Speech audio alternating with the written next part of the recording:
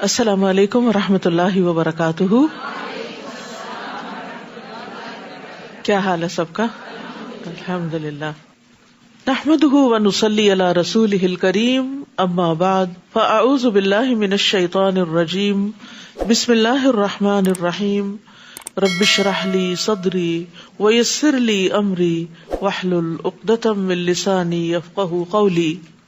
اللہ سبحانہ وتعالی نے کچھ نعمتیں دنیا میں بنائی ہیں اور کچھ نعمتیں آخرت کے لیے رکھی ہیں، لیکن دنیا کی کوئی نعمت آخرت کی نعمت کی طرح نہیں ہے سوائے علم کے، ایمان کے. تو ایمان اور علم یہ دو چیزیں ایسی ہیں کہ جو آخرت کی نعمت کے مشابہ ہیں.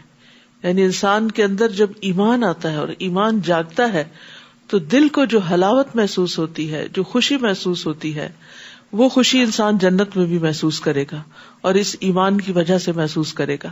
اور اس کے علاوہ علم حاصل کرنے کے بعد جب انسان کے اندھیرے دور ہوتے ہیں، اس کو روشنی ملتی ہے، اس کے اندر اللہ سبحانہ تعالیٰ کی معرفت بڑھتی ہے، تو اس سے جو دل کو سکون اور قرار آتا ہے، یہ قرار اور یہ چین جنت میں بھی انسان کو نصیب ہوگا. علم دل کی زندگی ہے، علم کے بغیر دل مردہ ہے. امام ابن قیم کہتے ہیں اللہ سبحانہ تعالیٰ نے دلوں کے لیے علم کو ایسے بنایا جیسے زمین کے لیے بارش بنائی. تو جس طرح زمین کی زندگی بارش کے بغیر نہیں ہو سکتی، اسی طرح دل کی زندگی علم کے بغیر نہیں ہو سکتی. یعنی دل زندہ ہو ہی نہیں سکتا جب تک کہ انسان علم حاصل نہ کرے. 25واں پارہ. اعوذ باللہ من الشیطان الرجیم. بسم اللہ الرحمن الرحیم. الیہ یرد علم الساعة وما تخرج من ثمرات من اکمامها وما تحمل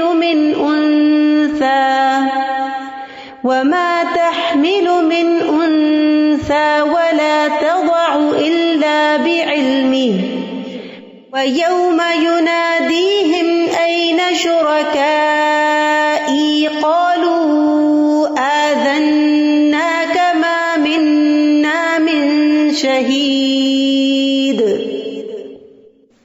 شروع کرتی ہوں اللہ کے نام سے جو بے انتہا مہربان نہایت رحم فرمانے والا ہے. قیامت کا علم اللہ ہی کی طرف لوٹایا جاتا ہے، اور جو بھی پھل اپنے شگوفے سے نکلتا ہے، یا کوئی مادہ جو حاملہ ہوتی ہے یا بچہ پیدا کرتی ہے، تو یہ سب کچھ اللہ کے علم سے ہوتا ہے. اور جس دن اللہ ان مشرکوں کو پکار کر پوچھے گا کہ کہاں ہے میرے شریک، تو وہ کہیں گے ہم آپ سے عرض کر چکے کہ آج ہم میں سے کوئی ایسی گواہی دینے والا نہیں، اور اس سے پہلے جنہیں وہ پکارا کرتے تھے ان سے گم ہو جائیں گے، اور وہ یقین کر لیں گے کہ اب ان کے لیے کوئی جائے پناہ نہیں ہے. یہاں پر اللہ سبحانہ تعالیٰ کے وسیع علم کا ذکر کیا جا رہا ہے، اور خاص طور پر ان امور کا ذکر کیا جا رہا ہے جن کا علم اللہ تعالیٰ کے ساتھ خاص ہے، جنہیں اس کے سوا کوئی نہیں جانتا. جس میں سب سے پہلے الیہ یرد علم الساعہ، کہ قیامت کا علم اسی کی طرف لوٹایا جاتا ہے. یعنی انبیاء، مرسلین، فرشتے، باقی ساری مخلوق اس بارے میں عاجز ہے اور اپنی بے بسی کا اقرار کرتے ہیں کہ کسی کو بھی یہ علم نہیں کہ قیامت کب آئے گی. اسی طرح جو پھل شگوفوں سے نکلتے ہیں، جن میں تمام درختوں کے پھل ہیں، جو شہروں میں ہوں، جنگلوں میں ہوں، آپ کے گھر میں لگے ہوئے ہوں، تو کسی بھی درخت پر کوئی بھی پھل جب لگتا ہے، آج کل وہ اسپراؤٹ نکل رہے ہیں نا، تو کوئی بھی اس میں سے شگوفہ پھوٹتا ہے اور اس میں سے پھر آگے کوئی پھل نکلتا ہے اور پھر وہ پکتا ہے، تو یہ سب کا سب اللہ کے علم سے ہوتا ہے.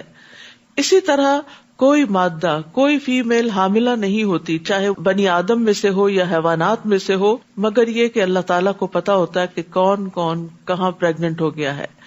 اور اسی طرح کوئی بچہ نہیں پیدا ہوتا، لیکن یہ کہ اللہ کے علم میں ہوتا ہے. تو یہاں یہ بات کہنے کا مقصد کیا ہے کہ اللہ تعالیٰ کا علم اتنا وسیع ہے، اس کے مقابلے میں لوگوں نے اللہ کے مد مقابل جو ہستیاں قرار دے رکھی ہیں، جن کو اللہ کا شریک قرار دیتے ہیں، تو وہ سب کیا علم رکھتے ہیں؟ کچھ بھی علم نہیں رکھتے. تو جس کے پاس علم ہی نہیں ہے وہ الہ بننے کا مستحق کیسے ہو سکتا ہے؟ اور قیامت کے دن اللہ سبحانہ تعالیٰ ان کے اس جھوٹ کو ظاہر کرنے کے لیے پکارے گا اور فرمائے گا اَیْنَ شُرَکَائِی، کہاں ہے میرے وہ شریک جن کو تم میرا شریک سمجھتے تھے، ان کی عبادت کرتے تھے، ان کی وجہ سے تم اہل ایمان سے جھگڑے کیا کرتے تھے، رسولوں کو جھٹلاتے تھے، ان سے عداوت رکھتے تھے. تو وہ کیا کہیں گے؟ وہ اس وقت ان سب کا انکار کر دیں گے اور وہ کہیں گے کہ ہم آپ سے کہہ چکے کہ ہم میں سے آج کوئی بھی اس بات کی گواہی نہیں دیتا کہ کوئی بھی اللہ کے سوا اور معبود ہو سکتا ہے. لیکن دنیا میں انسان کس قدر غافل ہے، کس قدر بے خبر ہے کہ وہ اس بات کو سمجھتا نہیں. اور وہاں چونکہ انہیں یہ یقین ہو جائے گا کہ اب اللہ سے بچانے والا کوئی بھی نہیں، کہیں سے کوئی مدد نہیں ملے گی، کوئی جائے پناہ نہیں، تو اس وجہ سے وہ سب کے سب جن کو وہ اپنا کچھ سمجھتے تھے وہ ان سے گم ہو جائیں گے اور وہ یقین کر لیں گے کہ اب وہ بچ نہیں سکتے. تو یہ بات جو کل قیامت کے دن انسان کہیں گے، جس کا اقرار کریں گے، اگر انسان دنیا میں اس بات کو سمجھ جائے، اس نقطے کو سمجھ جائیں کہ اللہ کے سوا کوئی بھی نہ پناہ دے سکتا ہے اور نہ ہی عبادت کے لائق ہے اور نہ ہی ہماری کوئی مشکل آسان کر سکتا ہے اور نہ ہی ہمارے کسی کام آ سکتا ہے. لا يسأم الانسان من دعاء الخير وان مسه الشر فيئوس قنوط. انسان اپنے لیے بھلائی کی دعا کرنے سے کبھی نہیں اکتاتا، اگر اسے کوئی تکلیف پہنچ جائے تو مایوس اور نہایت نا امید ہو جاتا ہے. تو انسان کا عام طور پر حال کیا ہے کہ اٹھتے بیٹھتے اپنے لیے خیر مانگتا رہتا ہے، اپنے لیے، اپنی اولاد کے لیے، اور بھلائی کی دعا کرنے سے کبھی تھکتا نہیں. یعنی انسان کو جو کچھ بھی مل جائے وہ اس پر قناعت نہیں کرتا، بلکہ وہ کیا چاہتا ہے، اس سے آگے اور بھی ملے اور ملے اور ملے. یعنی چاہے مال ہو، چاہے اولاد ہو، چاہے جاہ و منصب ہو، چاہے دنیا کی نعمتیں ہوں. ہم سب اگر غور کریں تو اگر ہمارے 10 سال پہلے اس سے حالات کمزور تھے تو اس وقت بھی ہم مزید مانگتے تھے، اور آج اگر بہتر ہے تو آج بھی اور مانگتے ہیں. تو یہ انسان کی فطرت میں ہے کہ وہ دنیا کی خیر کے حوالے سے کبھی بھی راضی نہیں ہوتا، وہ مزید مانگتا چلا جاتا ہے. نبی صلی اللہ علیہ وسلم نے فرمایا اگر ابن آدم کو ایک وادی سونے کی بھر کے دے دی جائے تو وہ دوسری کا خواہش مند ہو جائے گا کہ ایک اور مل جائے، اور اگر دوسری دے دی جائے تو تیسری کا خواہش مند ہوگا. اور ابن آدم کا پیٹ مٹی کے سوا اور کوئی چیز نہیں بھر سکتی، اور اللہ تعالیٰ اس کی توبہ قبول کرتا ہے جو توبہ کرے. وَلَئِنْ أَذَقْنَاهُ رَحْمَةً مِنَّا مِنْ بَعْدِ ضَرَّاءَ مَسَّتْهُ لَيَقُولَنَّ هَذَا لِي وَمَا أَظُنُّ السَّاعَةَ قَائِمَةً وَلَئِن رُجِعْتُ إِلَى رَبِّي إِنَّ لِي عِندَهُ لَلْحُسْنَى. اور اگر تکلیف پہنچنے کے بعد ہم اسے اپنی رحمت کا مزہ چکھائیں تو کہنے لگتا ہے کہ میں اسی کا مستحق تھا، I deserve it. اور میں نہیں سمجھتا کہ کبھی قیامت بھی آئے گی. یعنی دنیا کی رونقوں میں پھر انسان ایسے غافل اور مدہوش ہوتا ہے کہ اپنے انجام کو بھول جاتا ہے. اور اگر مجھے اپنے رب کے پاس جانا ہی پڑا تو وہاں بھی میرے لیے بھلائی ہی ہوگی. یہ اگر یہاں مل گیا تو وہاں کیوں نہیں ملے گا. ہم ایسے کافروں کو ضرور بتا دیں گے کہ وہ کیا کرتے تھے اور انہیں سخت عذاب کا مزہ چکھائیں گے. تو یہاں انسان کی 2 قبیح صفات کا ذکر کیا جا رہا ہے کہ اگر اسے تکلیف پہنچتی ہے تو مایوس ہونے لگتا ہے، اور اگر انسان کو کوئی نعمت ملتی ہے، خوشحالی پہنچتی ہے تو بھول جاتا ہے کہ انعام کس نے کیا. وہ خود تکبر کرنے لگتا ہے اور کہتا ہے کہ میں اس کا حقدار تھا. اور پھر یہ صفات اللہ تعالیٰ نے ان لوگوں کی بتائی کہ جو قیامت کو جھٹلاتے ہیں. یعنی اللہ کا انکار، آخرت کا انکار انسان کے اندر ایسی بد اخلاقی پیدا کر دیتا ہے. لیکن جو مومن ہوتا ہے وہ ہر حال میں اللہ کی طرف رجوع کرتا ہے اور حالات کی تنگی سے مایوسی کی طرف نہیں جاتا. وَإِذَا أَنْعَمْنَا عَلَى الْإِنسَانِ أَعْرَضَ وَنَأَىٰ بِجَانِبِهِ وَإِذَا مَسَّهُ الشَّرُّ فَذُو دُعَاءٍ عَرِيضٍ. اور جب ہم انسان پر انعام کرتے ہیں تو منہ موڑ لیتا ہے اور پہلو پھیر کے چل دیتا ہے. یعنی پھر وہ اپنی دولت کو، دنیا کی خوشحالی اور نعمتوں کو انجوائے کرنے کی طرف چل پڑتا ہے اور ان میں مصروف ہو جاتا ہے. اور جب کوئی تکلیف پہنچتی ہے تو لمبی چوڑی دعائیں مانگنے لگتا ہے. اور یہ ہم سب کا ہی حال ہے کسی نہ کسی درجے میں کہ تکلیف کے وقت جس طرح ہم اللہ تعالیٰ کو پکارتے ہیں اس طرح خوشحالی میں نہیں پکارتے. آپ ان سے پوچھئے بھلا دیکھو اگر یہ قرآن اللہ ہی کی طرف سے ہو اور تم نے اس کا انکار کر دیا تو اس شخص سے بڑھ کر گمراہ کون ہوگا جو اس کی مخالفت میں دور تک چلا گیا ہو. کیونکہ قرآن تو کتاب ہدایت ہے، اور اگر کوئی شخص اس کو ہی نہیں مانتا تو پھر اس کا حال کیا ہوگا؟ وہ گمراہی میں ہی بھٹکتا پھرے گا اور وہاں تک گمراہی میں جائے گا کہ جہاں سے واپسی کا کوئی راستہ نہ ہوگا اور کسی اور ذریعے سے اس کو ہدایت نہیں ملے گی. یہ ایسا ہی ہے کہ اگر کسی انسان کو پیاس لگے اور پانی کا جو چشمہ اس کے سامنے ہے اس کو چھوڑ کر آگے نکل جائے اور آگے کہیں پانی نہ ہو تو پھر وہ پیاس سے مرے گا نہیں تو کیا ہوگا؟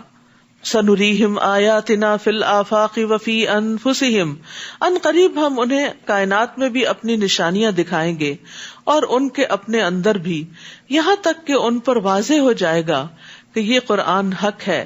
کیا یہ بات کافی نہیں کہ آپ کا رب ہر چیز پر گواہ ہے؟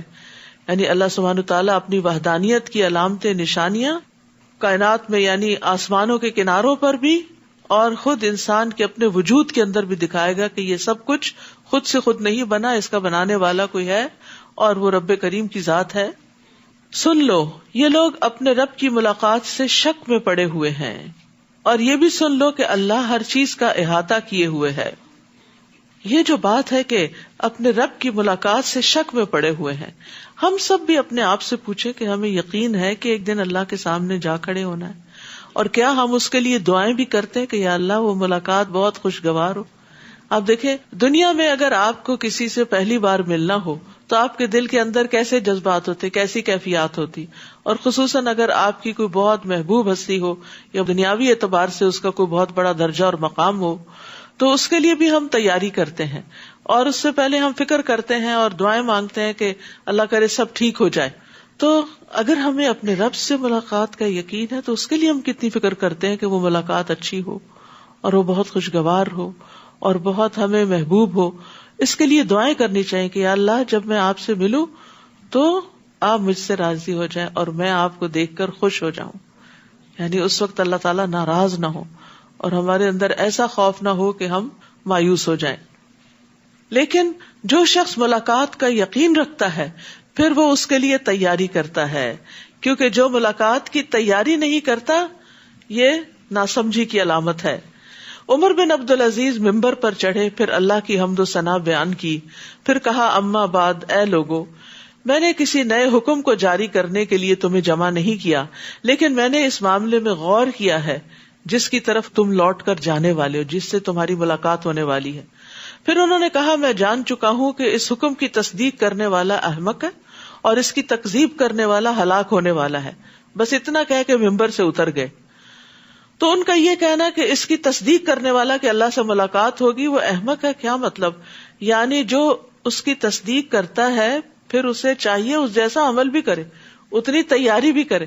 یعنی جس درجے کی ہستی سے ملاقات ہے پھر اس طرح کی تیاری بھی مطلوب ہے، لیکن وہ ویسا عمل نہیں کرتا، نہ ہی اس سے ڈرتا ہے، نہ ہی اس کی ہولناکی سے خوف کھاتا ہے، حالانکہ وہ اس کی تصدیق بھی کرتا ہے، اس کے واقع ہونے کا یقین بھی رکھتا ہے. اس کے باوجود اپنے کھیل اور غفلت اور خواہشات اور گناہوں پہ اڑا رہتا ہے، تو اس اعتبار سے وہ احمق ہے. اور لغت میں احمق وہ ہوتا ہے جس کی عقل کمزور ہوتی ہے. تو اس سے کیا پتہ چلتا ہے کہ سمجھدار اور عقل مند لوگ کون ہیں؟ کہ جو اللہ کی ملاقات کی تیاری کریں عمل کر کے، اور اس کے لیے چھوٹے چھوٹے عمل بھی جو کریں تو کہا کریں اللہ یہ عمل میں صرف اور صرف تیرے لیے کر رہی ہوں تاکہ تو اس دن مجھے دیکھے تو مجھے بخش دے، مجھ سے راضی ہو جائے. کیونکہ بہت دفعہ ہم نیک کام کرتے بھی ہیں اور کر کے پھر احسان بھی جتاتے ہیں اور کر کے اس کو ضائع بھی کر دیتے ہیں. تو جو شخص اللہ کے لیے کرتا ہے وہ ہر حال میں مطمئن اور راضی ہوتا ہے کہ جس کے لیے میں نے کیا اس نے دیکھ لیا. سورۃ الشورى. بسم اللہ الرحمن الرحیم. حمیم عین سین قاف. كذلك يوحي إليك وإلى الذين من قبلك الله العزيز الحكيم له ما في السماوات وما في الأرض وهو العلي العظيم. شروع کرتی ہوں اللہ کے نام سے جو بے انتہا مہربان نہایت رحم فرمانے والا ہے. حامیم عین سین قاف. اللہ جو زبردست اور حکمت والا ہے آپ کی طرف اور آپ سے پہلے رسولوں کی طرف اسی طرح وحی کرتا رہا ہے. آسمانوں اور زمین میں جو کچھ ہے سب اسی کا ہے اور وہ نہایت بلند اور عظمت والا ہے. جو کچھ یہ مشرکین کہتے ہیں قریب ہے کہ آسمان اوپر سے پھٹ پڑے اور فرشتے اپنے رب کی حمد کے ساتھ اس کی تسبیح کرتے ہیں اور زمین میں رہنے والوں کے لیے بخشش طلب کرتے رہتے ہیں. سن رکھو اللہ ہی بخشنے والا اور رحم کرنے والا ہے. اور جن لوگوں نے اللہ کے سوا سرپرست بنا رکھے ہیں اللہ ہی ان پر نگران ہے، آپ ان کے ذمہ دار نہیں. اور اسی طرح ہم نے آپ کی طرف یہ قرآن عربی زبان میں نازل کیا تاکہ آپ اہل مکہ اور اس کے گرد و پیش والوں کو ڈرائیں اور انہیں جمع ہونے کے دن سے بھی ڈرائیں جس کے واقع ہونے میں کوئی شک نہیں. اس دن ایک گروہ تو جنت میں جائے گا اور دوسرا دوزخ میں. اگر اللہ چاہتا تو انہیں ایک ہی امت رہنے دیتا، مگر جسے وہ چاہتا ہے اپنی رحمت میں داخل کرتا ہے، اور ظالموں کے لیے نہ کوئی کارساز ہوگا نہ مددگار. کیا ان لوگوں نے اللہ کے سوا دوسروں کو اپنا کارساز بنا رکھا ہے؟ حالانکہ کارساز تو صرف اللہ ہی ہے، یعنی کام بنانے والا، اور وہی مردوں کو زندہ کرے گا اور وہ ہر چیز پر قادر ہے. وَمَا اخْتَلَفْتُمْ فِيهِ مِنْ شَيْءٍ فَحُكْمُهُ إِلَى اللَّهِ. اور جس بات میں بھی تم اختلاف کرتے ہو اس کا فیصلہ کرنا اللہ کا کام ہے. دنیا میں آپ دیکھیے کہ ہر موضوع اور ہر ٹاپک پر لوگوں کا باہم اختلاف ہوتا ہے، چاہے وہ ریلیجن ہو، پالیٹکس ہو، فائنانس ہو، کوئی بھی چیز ہو، تو اس میں لوگوں کے خیالات نظریات مختلف ہوتے ہیں. لیکن دین کے معاملے میں جو اختلاف ہے اس کا اصل فیصلہ تو اللہ کرے گا.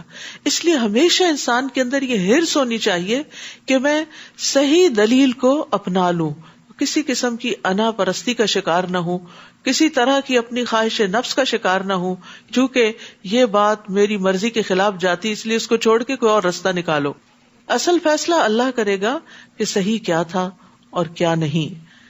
وہی اللہ میرا رب ہے، میں اسی پر بھروسہ کر چکا اور اسی کی طرف رجوع کرتا ہوں، جو آسمانوں اور زمین کو پیدا کرنے والا ہے، جس نے تمہارے لیے تمہاری اپنی جنس سے بھی جوڑے بنا دیے اور چوپایوں کے بھی اسی طرح. وہ تمہیں زمین میں پھیلاتا ہے، کوئی چیز اس جیسی نہیں. لیس کمثلہ شیء وہو السمیع البصیر. اور وہ سب کچھ سننے والا اور دیکھنے والا ہے. جب ہم یہ کہتے ہیں کہ اس جیسی کوئی چیز ہی نہیں تو پھر اللہ سبحانہ تعالیٰ کو مخلوق پر قیاس نہیں کرنا چاہیے. اللہ تعالیٰ کے لیے ایسی مثالیں نہیں بیان کرنی چاہیے جو مخلوق کے لیے ہوتی ہیں، کیونکہ اللہ تعالیٰ مخلوق میں سے چاہے انسان ہو، جن ہو، فرشتے ہوں، شجر حجر، کوئی بھی چیز ان میں سے کسی بھی چیز کی طرح نہیں ہے. تو اس لیے اللہ سبحانہ تعالیٰ کا کوئی امیج اس طرح کا نہ قائم کرے کہ جو کسی انسان یا کسی خود ساختہ چیز سے ملتا ہو. جب بھی کوئی چیز ذہن میں آپ کے، اللہ تعالیٰ ایسا نہیں ہے، وہ اس سے بہت بلند ہے، بہت عظیم ہے، بہت بہترین ہے، وہ میرے تصور میں نہیں آ سکتا. لیس کمثلہ شیء. اس کا علم، اس کی طاقت، اس کی حیات، اس کی قدرت، اس کی عظمت، اس کی حکمت، ہر چیز جو ہے وہ انسانوں سے اور دنیا میں پائی جانے والی ہر چیز سے بہت بالا ہے. لہو مقالید السماوات والارض. آسمانوں اور زمین کی کنجیاں اس کے پاس ہیں. سارے خزانوں کا مالک وہ ہے. جس کو یہ یقین ہو وہ تو مانگتے ہوئے تھکتا ہی نہیں. دنیا میں جب کسی انسان کے بارے میں آپ کو پتا چلتا ہے کہ اس کے پاس بہت کچھ ہے تو آپ کو اس سے ایک امید وابستہ ہو جاتی کہ مشکل میں یہ میری کوئی مدد کرے گا. لیکن اصل میں تو ہر خزانے کا مالک، وہ خزانے بھی جو بندوں کے پاس ہیں ان کا بھی اصل مالک اللہ ہے. بندے بھی جب دیتے ہیں جب اللہ کا اذن ہوتا ہے. وہ جس کے لیے چاہتا ہے رزق کشادہ کر دیتا ہے اور جس کے لیے چاہتا ہے کم کر دیتا ہے. بلا شبہ وہ سب کچھ جاننے والا ہے. ابو ذر غفاری سے روایت ہے کہ نبی صلی اللہ علیہ وسلم اپنے رب تبارک و تعالی سے روایت کرتے ہیں کہ بے شک اللہ تعالیٰ فرماتا ہے، اور اس کو حدیث قدسی کہا جاتا ہے، اے میرے بندو تم سب گمراہ ہو سوائے اس کے جسے میں ہدایت دوں، بس تم مجھ سے ہدایت مانگو میں تمہیں ہدایت دوں گا۔ اے میرے بندو تم سب بھوکے ہو سوائے اس کے جسے میں کھلاؤں، تو تم مجھ سے کھانا مانگو میں تمہیں کھلاؤں گا۔ اے میرے بندو تم سب برہنہ ہو سوائے اس کے جسے میں لباس پہناؤں، تو تم مجھ سے لباس مانگو میں تمہیں لباس پہناؤں گا۔ اے میرے بندو تم سب دن رات گناہ کرتے ہو اور میں سارے گناہوں کو بخشتا ہوں، تو تم مجھ سے بخشش مانگو میں تمہیں بخش دوں گا۔ اے میرے بندو اگر تمہارے اولین و آخرین جن و انس ایک صاف چٹیل میدان میں کھڑے ہو کر مجھ سے مانگنے لگے اور میں ہر ایک کو جو وہ مجھ سے مانگے عطا کر دوں، تو پھر بھی میرے خزانوں میں کمی نہیں ہوگی مگر جتنی سمندر میں سوئی ڈال کر پانی نکالنے سے کمی آتی ہے۔ تو کیا کمی ہوتی؟ نتھنگ۔ سوئی کے ساتھ کیا لگتا ہے؟ تو اس سے کیا پتہ چلتا ہے کہ چاہے مادی خزانے ہوں یا ہدایت کے ہوں یا اور ضروریات پوری کرنے کے لیے انسان جن چیزوں کا محتاج ہے، ہر چیز اللہ کے پاس ہے۔ اس لیے ہر چیز اسی سے مانگنی چاہیے، پہلا خیال اسی کا آنا چاہیے۔ صحابہ کرام کے جوتے کا تسمہ بھی ٹوٹتا تھا تو اللہ سے مانگتے تھے۔ جب اللہ سے ہم مانگ لیتے ہیں تو وہ کسی بندے کے دل میں خیال ڈال دیتا ہے نا کہ چاہو اس بندے کی مدد کرو، اور اس طرح ضروریات پوری ہو جاتی ہیں۔ لیکن بندہ جب بندوں سے مانگتا ہے تو ذلیل و خوار ہوتا ہے، ان کی نگاہوں میں گر جاتا ہے، اور جب اللہ سے مانگتا ہے تو عزت پاتا ہے، اللہ کی محبت پاتا ہے۔ شرع لکم من الدین ما وصی بہ نوحا، اس نے تمہارے لیے دین کا وہی طریقہ مقرر کیا جس کا نوح کو حکم دیا تھا، اور جو ہم نے آپ کی طرف وحی کیا ہے، اور جس کا ابراہیم، موسیٰ اور عیسیٰ کو حکم دیا تھا کہ دین کو قائم رکھو اور اس میں تفرقہ نہ ڈالنا۔ آپ ان مشرکین کو جس بات کی دعوت دیتے ہیں وہ ان پر گناہ گزرتی ہے، اللہ جسے چاہتا ہے اپنے لیے چن لیتا ہے اور اپنی طرف سے اسی کو راہ دکھاتا ہے جو اس کی طرف رجوع کرے۔ تو یاد رکھیے دین کے جو عقائد ہیں ان میں تمام انبیاء میں اتحاد تھا، بنیادی عقائد سارے انبیاء کے ہاں ایک ہی طرح کے تھے، یعنی اصول برابر کے تھے، اور ان کا آپس میں مضبوط رشتہ بھی تھا۔ نبی صلی اللہ علیہ وسلم نے فرمایا تمام انبیاء علیہم السلام باپ شریک بھائی ہیں اور ان کی مائیں مختلف ہیں، ان کا دین ایک ہی ہے اور ہمارے درمیان کوئی اور نبی نہیں ہے، یعنی نبوت سے جڑی ہوئی ہے، جس کو اللہ نے نبی بنایا بس وہی ہے۔ تو شریعتیں مختلف ہیں لیکن اصل دین اور عقائد ایک ہی طرح کے ہیں، اور یہی جو ایک دین ہے یعنی توحید کا دین، توحید کی دعوت، کبر علی المشرکین ما تدعوہم الیہ، یہ مشرکین پر بڑی بھاری گزرتی ہے جس کی طرف آپ ان کو دعوت دیتے ہیں۔ یعنی توحید سے مشرکین، ابلیس اور اس کے لشکروں اور اس کے فالوورز سب کا دل تنگ پڑتا ہے۔ یعنی جب ایک اللہ کی طرف لوگوں کو بلایا جاتا ہے جو غیر اللہ سے جڑے ہوئے ہوں تو وہ اس بات پر سخت افینڈ ہو جاتے ہیں، ناراض ہوتے ہیں اور غضبناک ہو جاتے ہیں۔ وَمَا تَفَرَّقُوا إِلَّا مِن بَعْدِ مَا جَاءَهُمُ الْعِلْمُ، ان لوگوں میں فرقہ بندی اس وقت پیدا ہوئی جبکہ اس سے پہلے ان کے پاس علم الہی آ چکا تھا، اور اس کی وجہ محض ان کی باہم ضد تھی۔ اور اگر آپ کے رب کی طرف سے ایک مقررہ مدت تک کا حکم پہلے سے طے شدہ نہ ہوتا تو ان کا فیصلہ کر دیا گیا ہوتا، اور ان کے بعد جو لوگ کتاب کے وارث ہوئے وہ ایسے شک میں پڑ گئے جو انہیں بے چین رکھتا ہے۔ تو تفرقہ بازی کی بھی اصل وجہ جو ہے وہ دنیا ہی ہے، کہ دنیا کی سرداری طلب کرنے کے لیے لوگ رسا کشی کرتے ہیں، ایک دوسرے پر سرکشی کرتے ہیں، اور پھر تفرقہ بازی کرتے ہوئے ظلم کرتے ہیں اور دنیا میں اپنا نام بنانا چاہتے ہیں۔ فَلِذَلِكَ فَادْعُ وَاسْتَقِمْ كَمَا أُمِرْتَ، لہٰذا آپ اسی دین کی دعوت دیجیے جو آپ کو حکم دیا گیا ہے، اور اس پہ ڈٹ جائیے اور ان کی خواہشات پر نہ چلیے، اور کہہ دیجیے کہ میں اس کتاب پر ایمان لایا جو اللہ نے نازل کی ہے، اور مجھے حکم دیا گیا ہے کہ میں تمہارے درمیان انصاف کروں۔ اللہ ہی ہمارا رب ہے اور تمہارا بھی، ہمارے لیے ہمارے اعمال اور تمہارے لیے تمہارے اعمال، ہمارے اور تمہارے درمیان کوئی جھگڑا نہیں۔ اللہ ہم سب کو قیامت کے دن جمع کر دے گا اور اسی کی طرف سب کو لوٹ کر جانا ہے۔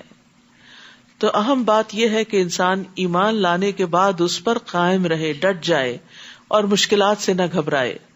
سفیان ثقفی سے مروی ہے کہ ایک شخص نے عرض کیا، یا رسول اللہ، مجھے اسلام کے حوالے سے کوئی ایسی بات بتا دیجئے کہ مجھے آپ کے بعد پھر کسی سے کچھ پوچھنے کی ضرورت نہ رہے.